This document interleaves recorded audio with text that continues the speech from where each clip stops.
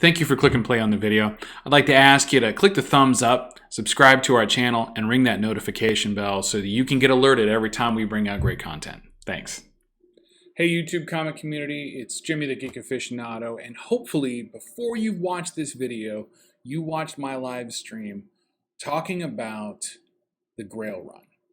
Now, the Grail Run, if you haven't seen it, this is my attempt to track down and procure 60 Grail level books in 60 months, right? That's 5 years, and I'm trying to do it, and I'm not doing too bad a job. We're going to talk about how I'm actually doing this, and particularly we're going to talk about the first two that I showed off in that video, the first two that I procured, Flash Comics 86 and Detective Comics 168.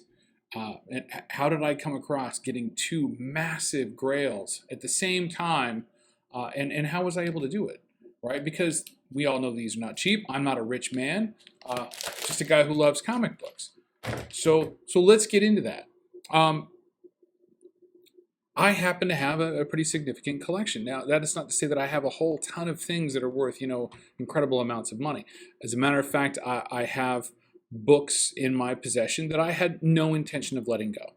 And when this came up, it was a Sunday morning. I'm enjoying my coffee, sitting with my wife, and somebody from Instagram that I know reached out to me, somebody who I'd been talking to about this, reached out to me and said, "Hey, I'm looking to procure some original art, and in order for me to do that, because to him this was his grail, was getting this particular original art. He was getting ready to unload some relatively large books, these books as a matter of fact, and the opportunity was going to be presented to a good friend of his who was unable to handle it. But in the time that he was waiting for a response, I got to thinking. I'm like, okay, I know what the price tag is on these, right? Because he told me about it.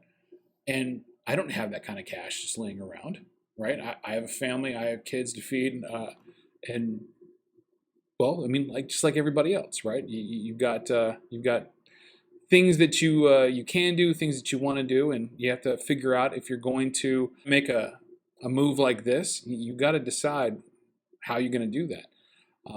So I was reviewing the list of books that I had. Most specifically, I started looking at duplicates. What books do I have that I have another copy of, or a lesser copy of, right? Or what's more easily movable, right? In some cases, I had books that that I had a slab copy and I had a raw copy, and they were be relatively about the same grade. So I was like, okay, so we can start putting some of those up.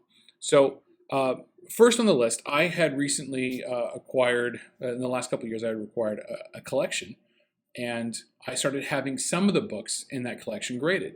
And some of the books that came back that I had duplicates of happened to be Iron Man #1. I have it in two of them in an 8.5, and I was able to move one of those books for $3,000. Right? It actually happens to be just a big book that I could actually get decent money for. Additionally, and this is poor timing for selling, but when you have an opportunity like this that comes along, not very often, you have to liquidate some inventory. And we had Submariner #1 also in an 8.0, and that book sold for about $1,500. So you get where I'm going with this, right? We're able to start turning over some of these larger value books in a hurry to be able to get the money to put on something like this. In addition, I had procured from somebody in the community, Skeff's Comic Knowledge. I had gotten from him back in February a copy of All New Marvel Now .1 in a 9.8. Now this book, when I got it, was not what I sold it for.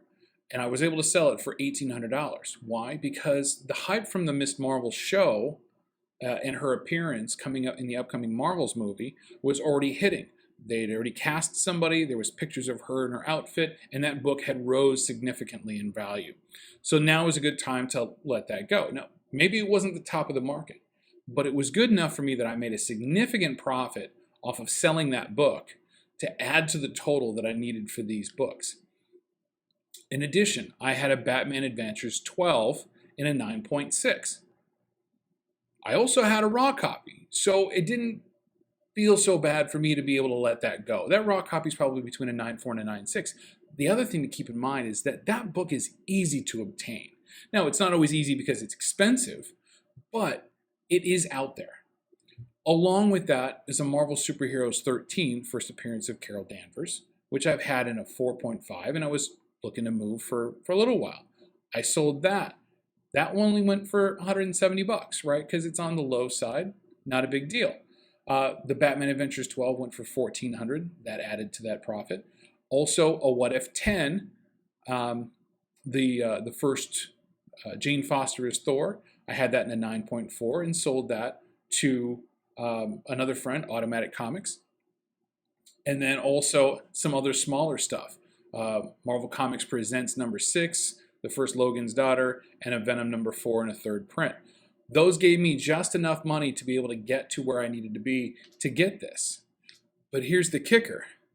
I'm still short. I'm still short, and I've got one book left to sell, and it's just not moving. So I kind of made a deal with the person that I bought these books from. Want to know what it was? I also happen to have a Batman Vengeance of Bane number 1 in a 9.8. Why did I sell this book? Well, I didn't sell it. I actually traded it. I traded it because I had another one coming from CGC that I was pretty confident was going to be a 9.8.